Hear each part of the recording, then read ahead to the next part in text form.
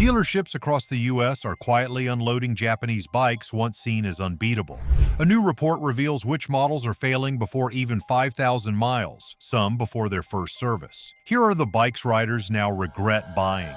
Number 14. Suzuki GSX-250R. It might look like a smart entry point into motorcycling, but this lightweight sport bike has proven itself to be more of a frustration than a gateway. Many first-time riders are attracted by its approachable size and conservative power delivery. But what they are not told is how quickly this model starts showing its faults. Owners have repeatedly reported premature valve wear, erratic idle behavior, and occasional engine stalling well before reaching 5,000 miles. Clutch slippage and soft transmission engagement are also common, often paired with reports of cheap switchgear that begins to degrade within a few months of regular use. From a technical standpoint, the bike is powered by a 248 cubic centimeter parallel twin engine that delivers 24 horsepower and 23 pound-feet of torque. It uses a basic telescopic front fork and a rear monoshock setup, both of which struggle to absorb uneven pavement. The braking system consists of a single front disc and a rear disc, but neither offers confidence-inspiring stopping power under aggressive use. Tipping the scales at 392 pounds wet, it is light enough for city riding, yet poorly damped for extended travel. With a starting price of $4,999, the GSX-250R offers very little value when compared to rivals with better performance and long-term durability. But if you think a low-powered beginner bike is the only thing failing early, wait until you see what happened to this retro-styled misfire. Number 13. Yamaha SR400. Styled like a throwback to the golden age of motorcycling, this single-cylinder machine looks like something your father might have ridden in the 70s, and that is not entirely a good thing. While nostalgia is often a selling point for older riders, the SR400 suffers from mechanical issues that have no place in modern production. It is a kickstart-only motorcycle, meaning there is no electric start option. That alone has frustrated new riders. But the real problem begins with the engine's vibration and oil consumption, which begin to escalate after only a few thousand miles. The SR400 is powered by a 399 cubic centimeter air-cooled single-cylinder engine that produces 23 horsepower and 20 pound-feet of torque. It is paired with a 5-speed gearbox, which shifts well when new but begins to develop a notchy feel with miles. Suspension duties are handled by conventional telescopic forks in the front and dual rear shocks, both of which feel outdated and soft on American roads. Braking is handled by a single front disc and a rear drum, which is unacceptable in modern traffic conditions. The total wet weight comes in at 384 pounds, making it maneuverable but not especially planted at speed. With a starting price of $5,999, the SR400 relies too heavily on style, offering very little in real-world reliability or comfort. Modern bikes should not require vintage patience, but the next entry proves even new tech can fail spectacularly. Have you ever owned a bike that failed early? Drop a comment with your experience and subscribe for more shocking breakdowns of Japanese motorcycles that didn't live up to expectations. Number 12. Kawasaki Ninja Z X6R.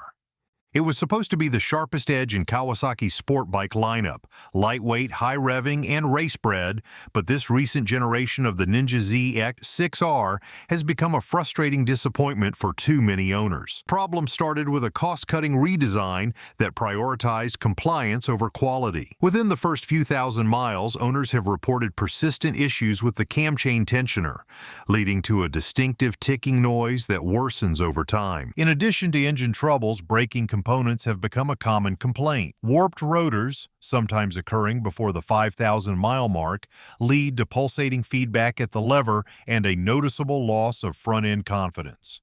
Several riders have documented front brake fade under aggressive riding conditions and even occasional rear brake lockup due to inconsistent caliper pressure. For a sport bike that promises track day prowess, these flaws are unacceptable. Power comes from a 4-cylinder engine displacing 636 cubic centimeters, delivering 125 horsepower and 46 pound-feet of torque. The chassis includes show-a-separate-function big piston front forks and a unitrack rear suspension, both fully adjustable. Dual semi-floating front discs with radial mount monoblock calipers provide stopping power, but their durability has been inconsistent. Curb weight comes in at 430 pounds.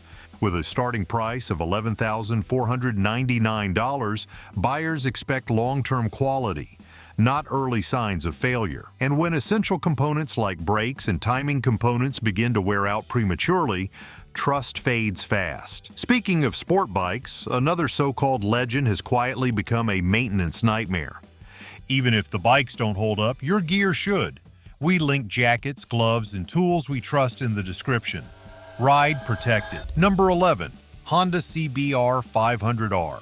On the surface, the CBR 500R seems like a perfect compromise. Approachable power, Honda's signature refinement, and sleek sport bike styling. But behind that reputation lies a pattern of frustrating failures that too many owners have discovered the hard way. This mid-weight twin has become notorious for electrical gremlins that appear before 6,000 miles, leaving riders stranded or stuck in limp mode with little warning. The most common issue involves the charging system, specifically premature stator and regulator rectifier failures. Riders report fluctuating voltage, dimming lights, and non-starting conditions even with relatively new batteries. In some cases, electronic faults throw engine codes that disable the bike altogether, requiring dealership resets or replacement components far earlier than they should be necessary. On top of that, the sensor array, particularly the throttle position and crankshaft position sensors, have caused recurring rideability issues and stalling. The CBR 500R is powered by a parallel twin engine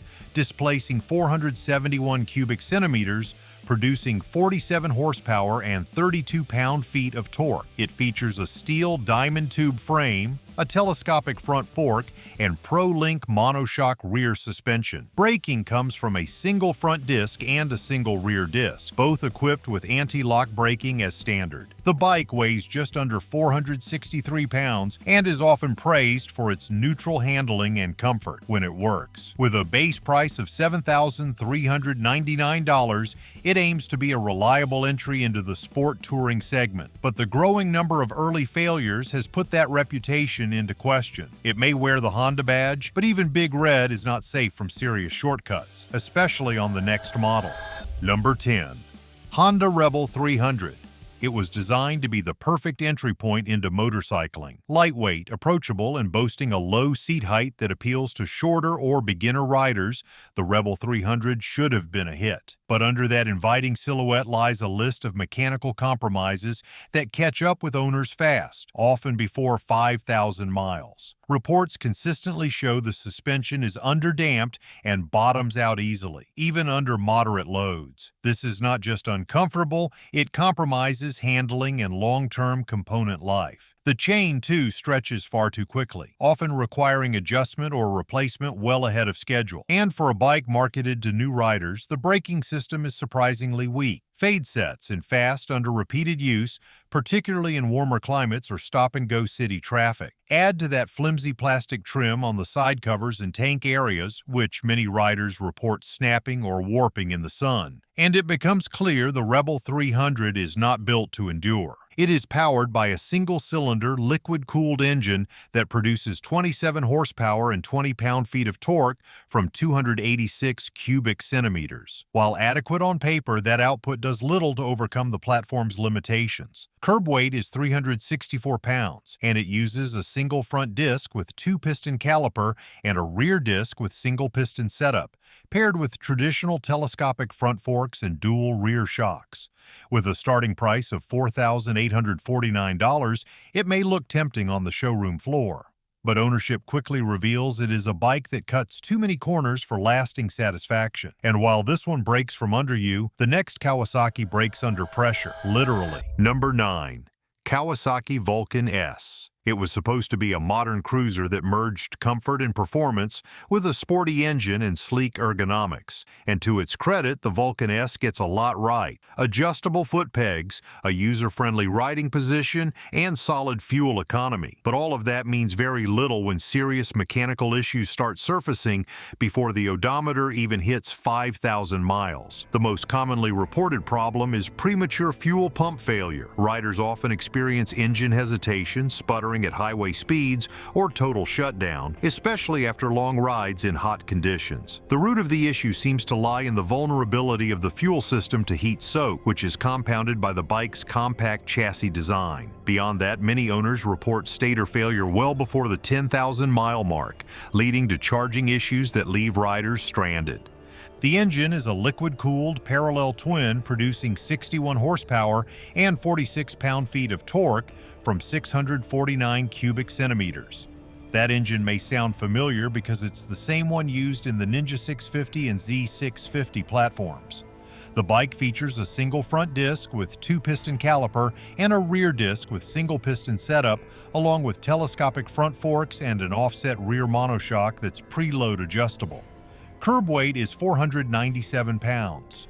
On paper, it delivers a solid performance-to-weight ratio, but the reliability track record has seriously dented buyer confidence. With a price tag starting at $7,349, it sits in a competitive space, one where buyers expect more than cosmetic appeal. And when essential electrical components give out early, even the most comfortable cruiser becomes an expensive gamble. Cruiser reliability is expected, but even naked bikes are letting riders down fast. Number 8. Yamaha MT-03. From the outside, this machine looks like a sporty, lightweight commuter with aggressive design cues and a fun personality. But spend a few thousand miles in the saddle and its flaws start surfacing fast. Riders across the country have reported engine vibrations that worsen after break-in, leading to numb hands and fatigue on longer rides. The root cause: poor engine balancing and lack of refinement in the parallel twin layout. Coolant system leaks are also a common issue, particularly at the radiator hose junctions and water pump seals. These failures often appear just under the 5,000-mile mark, requiring premature maintenance most riders never expected from a modern Japanese bike. Wiring harnesses have been another weak point. In several cases, connectors near the ignition and tail lamp loosen, leading to short circuits or sudden electrical cutouts. That kind of unpredictability is dangerous, especially for less experienced riders who are often the target buyers for this model. In terms of performance, the engine produces 42 horsepower and 21 pound-feet of torque from a 321 cubic centimeter parallel twin. It is lightweight at 373 pounds with a basic telescopic front fork and preload adjustable rear monoshock. Braking is handled by a single 298mm front disc and 220mm rear, both using single piston calipers, not ideal for aggressive riding. With a starting price of $5,499, the package initially looks appealing. But the combination of underbuilt components, long-term durability concerns, and budget suspension makes this bike feel unfinished. And if that is not enough to shake your confidence, the next bike was meant to be premium, but falls apart like a toy. Number 7. Suzuki SV650X. It was supposed to be the stylish version of a legendary platform, a cafe racer look paired with trusted performance. Instead, this version of the SV is suffering from issues the standard model avoided entirely. For starters, the X trim has been criticized for inconsistent build quality. Panels do not line up cleanly. The faux leather seat cover has been known to wrinkle or peel within the first year, and that sleek-looking headlight cowl, it vibrates under normal city riding and creates a noticeable buzzing sound at mid-range revolutions per minute. The biggest concern, however, is fueling. Suzuki made slight adjustments to the fuel map on this version, and the result has been rough cold starts, throttle lag, and surging at constant speeds. Several owners have reported the need for early remapping or aftermarket fixes, just to get the bike to behave like its base model sibling. Underneath, it uses the same dependable 645 cubic centimeter V twin engine, producing 75 horsepower and 47 pound-feet of torque. The bike weighs 436 pounds and rides on a non-adjustable telescopic fork up front with a link-type rear shock that offers only preload adjustment. Braking is supplied by dual 290mm discs in the front with 2 piston calipers and a single rear disc. It's decent for casual riding, but not confidence-inspiring when pushed. Priced at $8,399, the Cafe version costs more while offering less durability. It may look sharper, but looks do not stop plastic from rattling loose or fuel maps from falling flat. Suzuki is not done disappointing yet because their next bike takes off-road to mean fall apart anywhere. Number 6. Suzuki DR-Z 400 SM. It might carry the reputation of a scrappy, fun-loving dual sport, but reliability issues begin earlier than most riders are prepared for. The Suzuki struggles with long-term durability, especially when pushed in urban traffic or warm climates. One of the most reported issues from owners occurs under 5,000 miles. Persistent oil leaks traced to faulty base gaskets and overheating during idle heavy commutes. The air and oil-cooled single-cylinder engine, while lightweight, suffers from stator failures and electrical inconsistencies that often lead to complete charging system malfunctions. Riders who rely on the bike for daily transportation report frequent issues with the carburetor, clutch cable tension, and inconsistent idle control. These problems become especially frustrating for those who bought the bike expecting rugged, go-anywhere simplicity.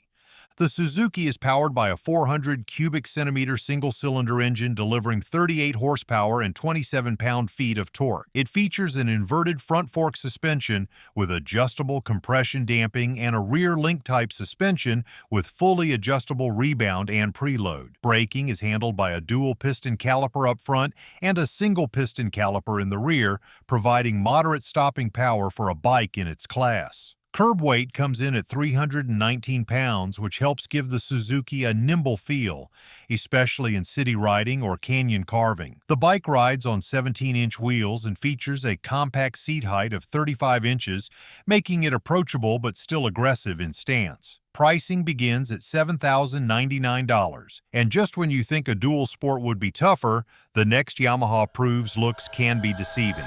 Number 5. Yamaha R3.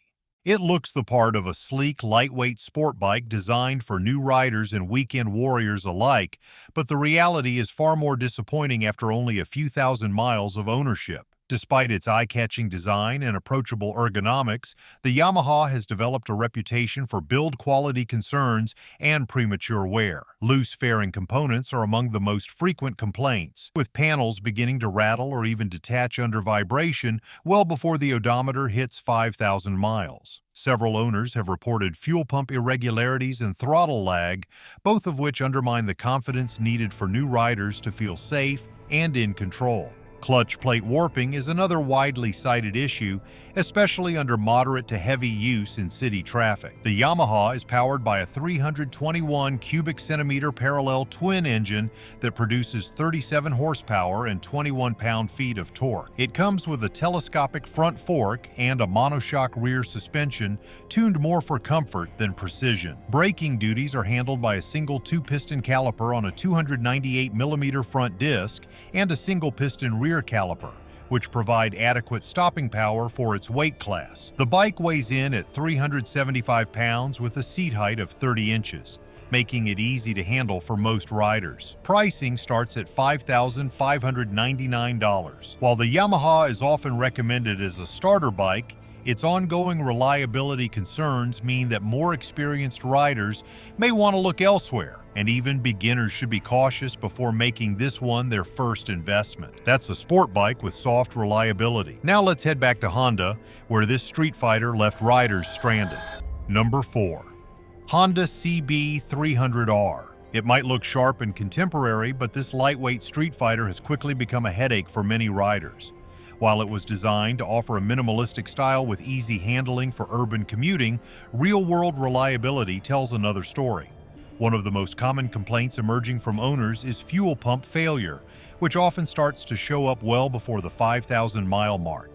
Along with that come engine surging issues and sudden stalling at idle, both potentially dangerous for beginners and seasoned riders alike. The model is powered by a 286 cubic centimeter single-cylinder engine, producing 30 horsepower and 20 pound-feet of torque. That is modest output, and yet riders have noticed erratic throttle behavior and inconsistent acceleration even under light loads. Several have also reported problems with the bike's headlight system, which frequently burns out or fails to stay secured in place. Another mechanical weakness lies in the brittle rear sets and mounting points, which have been known to crack or bend from even minor tip-overs or daily wear. The braking system uses a single-disc setup with anti-lock braking system, but early fade has been reported under moderate braking pressure. Suspension duties are handled by a 41mm inverted fork up front and a preload adjustable monoshock in the rear, but neither offer much adjustment range. Weighing in at just 317 pounds, the bike remains physically manageable, but its lightweight build may be part of why components wear faster than expected.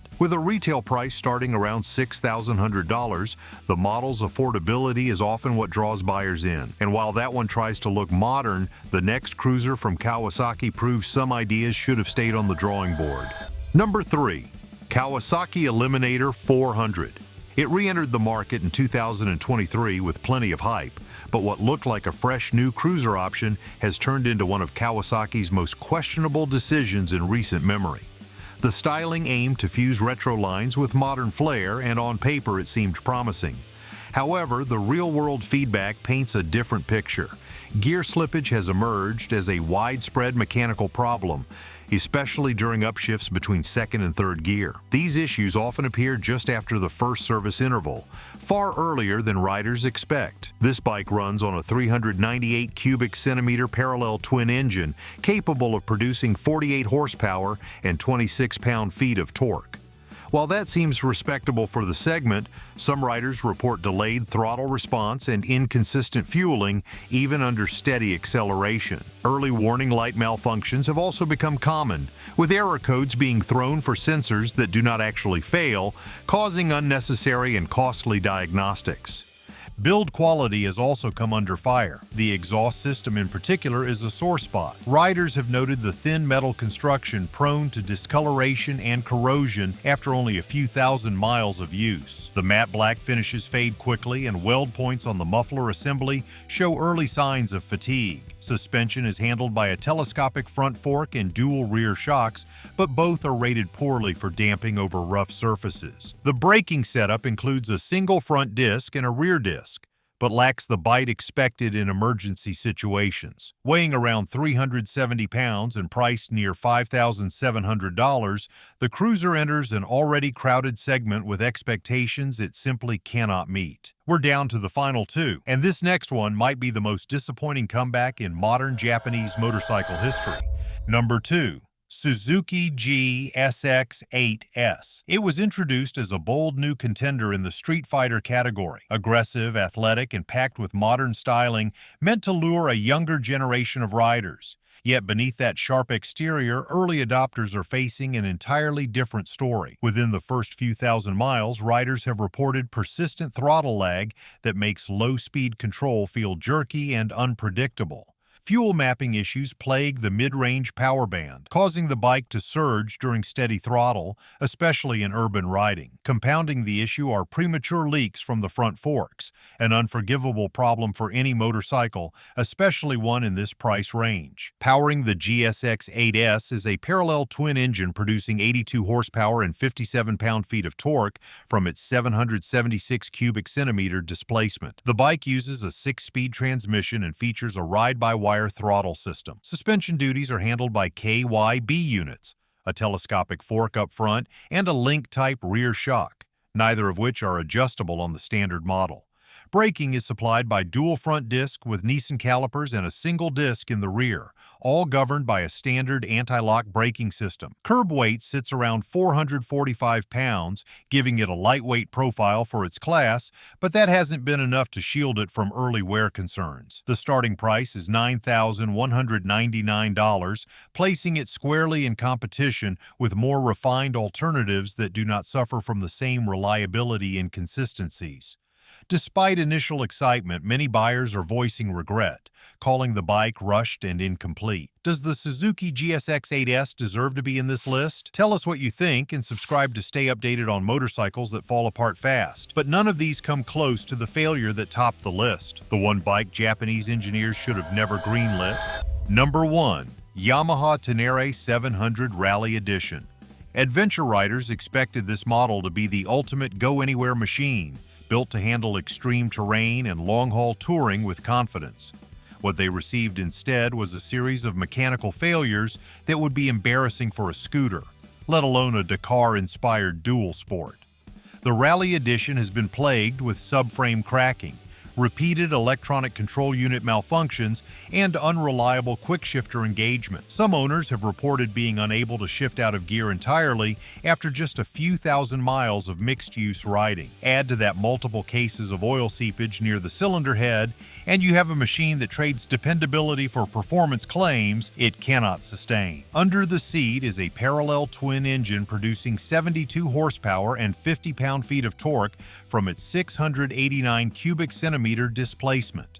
The engine is tuned for mid-range grunt and paired with a 6-speed transmission and slipper clutch. Suspension is provided by upgraded KYB components specific to the Rally Edition, 43mm inverted front forks and a piggyback rear shock, both fully adjustable for preload, rebound, and compression damping. Braking consists of dual front discs with 4-piston calipers and a single rear disc with switchable anti-lock braking system support. The dry weight is 463 pounds and the price tag begins at $12,499. For all its rally-inspired aesthetics and performance claims, the Rally Edition has failed to deliver the bulletproof reliability Yamaha fans expect. What was once considered a crown jewel of Japanese adventure engineering has become a cautionary tale about trading proven simplicity for high-risk redesigns. Which of these bikes would you avoid? Let us know in the comments. Like this video and subscribe to stay updated on more motorcycles that fail to meet expectations.